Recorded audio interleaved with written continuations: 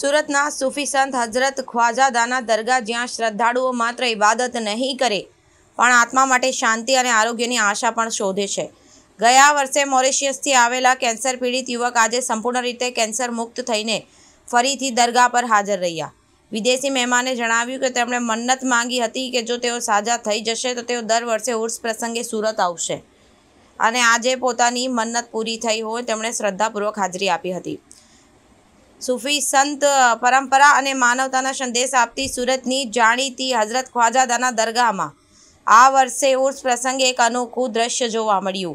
મોરિશિયસથી આવેલા એક કેન્સર પીડિત યુવકે કેન્સર મુક્ત થયા બાદ પછી ફરી દરગાહમાં હાજરી આપી અને જણાવ્યું કે હવે જીવનભર હાજરી આપતો રહીશ, ત્યાં સુધી વર્ષે ઉર્સ પ્રસંગે નહીં આવીશ. ગયા વર્ષે મોરિશિયસથી આવેલા આ વિદેશી યુવકને કેન્સર હતું. તેમનું માનવું છે કે દરગાહમાં પહોંચ્યા બાદ તેમણે આંતરિક અને આધ્યાત્મિક શક્તિનો અનુભવ કર્યો.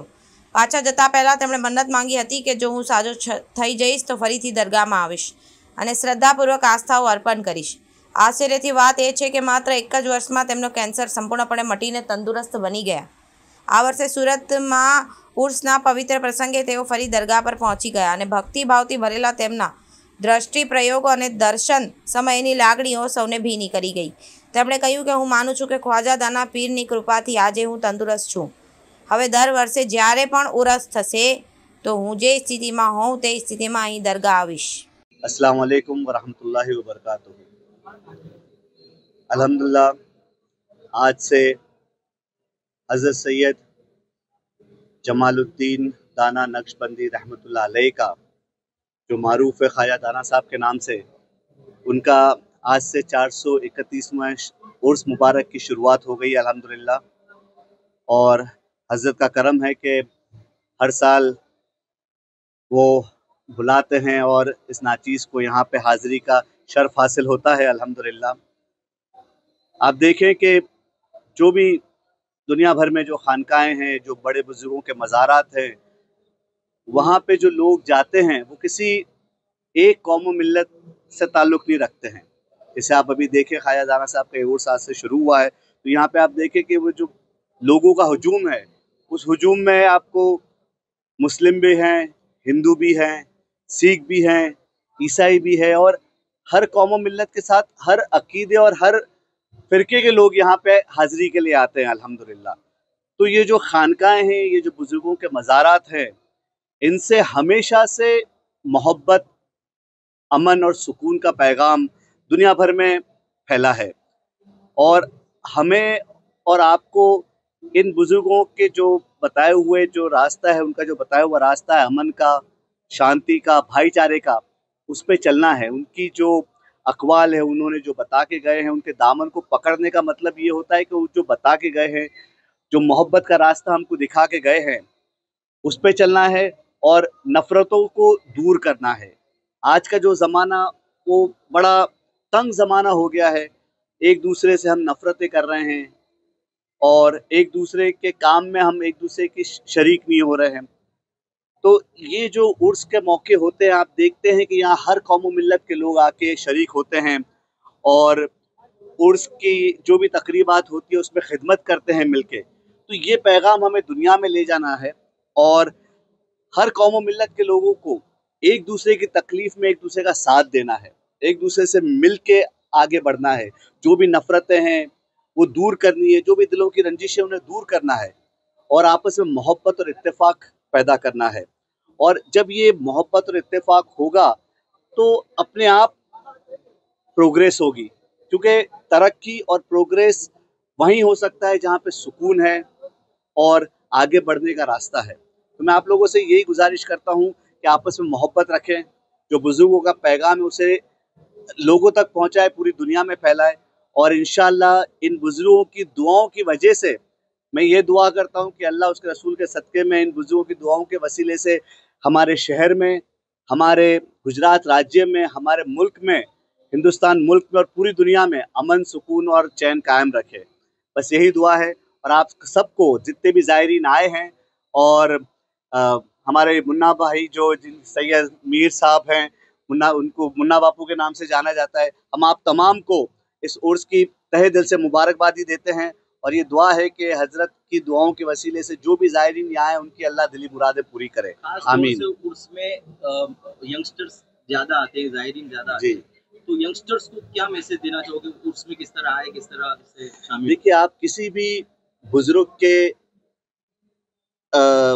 दरबार में जाएं, उनके अपने मज़ारात पे जाएं, ऐसे बड़ी बड़ी महफिलों में जाएं, तो अदब और एहतराम का बहुत ख्याल रखना हजरत, और अदब और एहतराम के साथ अपनी निगाहें हमेशा झुका के रखें, समझे हजरत, क्योंकि यहाँ पे हर तरह के लोग आते हैं।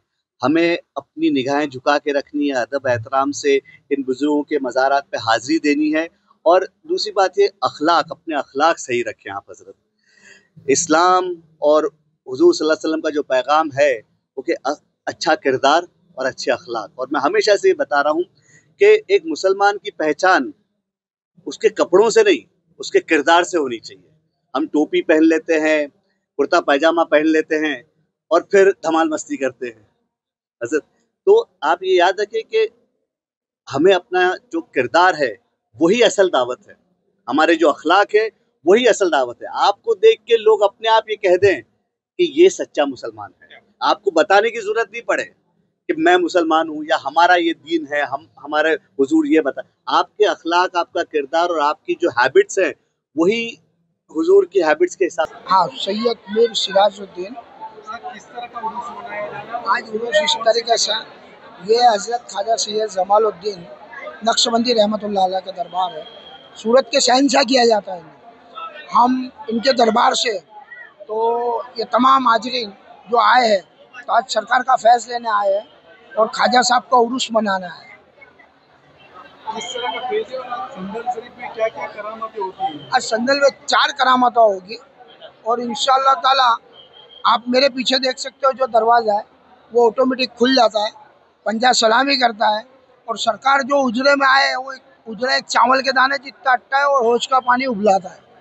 क्या मैसेज देना चाहोगे आने वाले हाजरीन को? आने वाले हाजरीन को हम यही मैसेज देने चाहेंगे कि इंशाअल्लाह ताला जो भी आएगा तो ख्वाजा साहब का फैज़ लेके ही जाएगा। आमीन आमीन।